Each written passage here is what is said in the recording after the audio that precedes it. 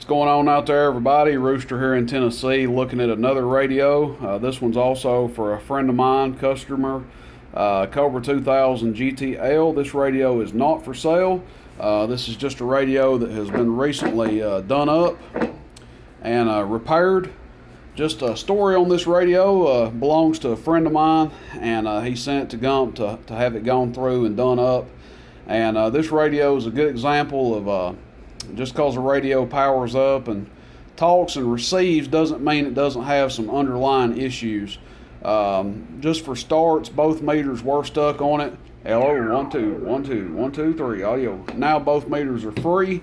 One was able to be salvaged and repaired or freed up, however you want to say it, and the other one was unfortunately stuck, and you couldn't unfree it without replacing it. Just a few things that were done to the radio. It had to have it needed new screws in it. Had another wood cabinet put on it. Obviously not new, but much better than the one that was on it. All the controls clean, board clean, new bias diode. The bias on the final was set. VFO wind-up, which is on this switch right here coming out the auxiliary. No extra holes were drilled for that. Widened out receive, transmit tone, audio modifications done to it. Variable power on this knob here, which we will demonstrate here in a second. Let's see. The frequency counter module had gone bad in it, which was unfortunate. That added an extra cost to it. That probably wouldn't have been as bad on this thing, except the module went out, so that module had to be replaced. That's a fairly common failure in these 2000s. The mic jack, someone had attempted to convert it to a 5-pin mic jack, and it was just floating loose in there. That needed to be repaired. And then the external speaker jacks in the rear were replaced. So there was probably some more stuff done to it. Oh, some caps had ended up going bad in it. When Gump did this radio, he left it running for a couple days straight to make sure everything was going to be fine on it, and ended up having some caps short out in it. So ended up replacing those trouble caps. And now a good working 2000 is in front of us. So a lot of work done to it. Some of the work was unexpected, but end product is a real nice 2000. But just one of those things that shows, you know, just because the radio turns on and talks and may even receive doesn't mean there might not be some underlying issues in it. Seemed like the more that was fixed on this radio at some points, the more that ended up going wrong with it. You know, had Gump not left it sitting there running for 2 days, he would have never known that those caps were going to fail. Customer would have got it back. Radio fails, and then there you are. You got to send it back down there, wait to get it fixed, and then pick it back up. But every measure was taken to make sure this radio worked good. We've tested it, talking on it, and everything else, and now it's a A-OK Cobra 2000. All right, that being said, let's demonstrate the functions of it here. We're first going to do the VFO wind-up. We're listening through the unit in Grant that's sitting over there. I'm just going to key the mic.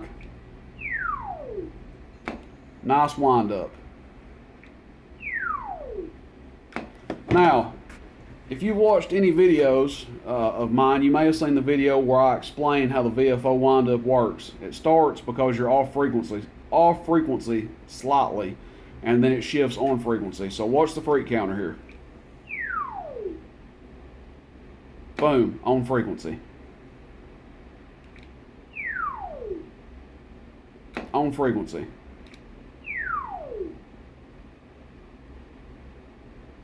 Right on the dot. Now, I'm sure somebody's out there watching and they're going to say, "Oh, you didn't even have it on frequency for the video. What's wrong with you? That radio's not been aligned. Didn't even have it on frequency." Well, I'm glad that I brought that up because this radio was tuned up and aligned after it had warmed up. Regardless of what some folks believe, a cold radio even a Cobra 2000 that everybody loves on sideband, may not show the exact right frequency sitting there running cold. This radio had been running probably a day or so when everything was done to it. So as you saw when I was keyed up transmitting, frequency counter read dead on, and really that's the main thing anyway.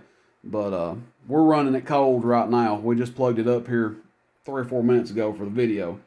Alright, so next thing we're going to do is test the dead key. We've got it wide open here. Go over here to our 50 watt slug, 50 watt scale. We've still got that radio on, don't we? Audio. 8 watts average. Maybe a little more. Let's go to peak. Now we are on AM. We'll test it on sideband here in a second.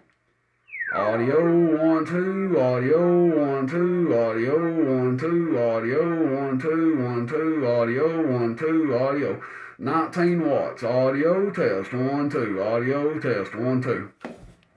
Cobra 2000s aren't big peak power swingers.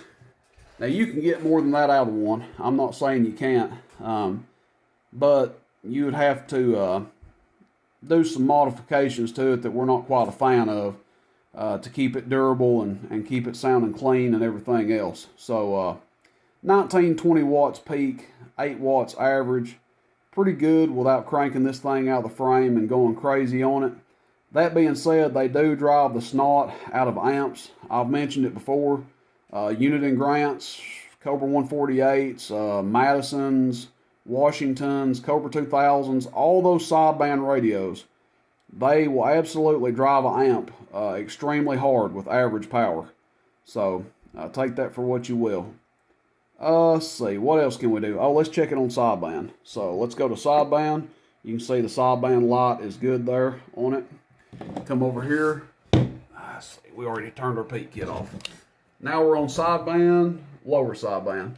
Audio 1 2, audio 1 2, audio 1 2, audio 1 2, audio 1 2, audio 1 2. Right there. And let's go to upper sideband. Audio 1 2, audio 1 2, audio 1 2, audio 1 2, audio 1 2. About 20 watts. So 19 to 20 on AM, just a little bit more on sideband. And the guy that's getting this, he's probably not going to talk sideband any more than I do. But it's good to know that it's producing some good power on sideband. That is it, guys. Cobra 2000 GTL. This one was kind of a headache for Gump. But he persevered on it and got everything lined up. And now she's a good talking radio. Ready to go. Going to load this one up in the truck and take it back to its owner here. Just wanted to do a video before I did. Alright, hope you guys enjoy. Questions, comments, complaints, let me know. Shoot me a text, 423-299-3535. Rooster in Tennessee. See you, bye.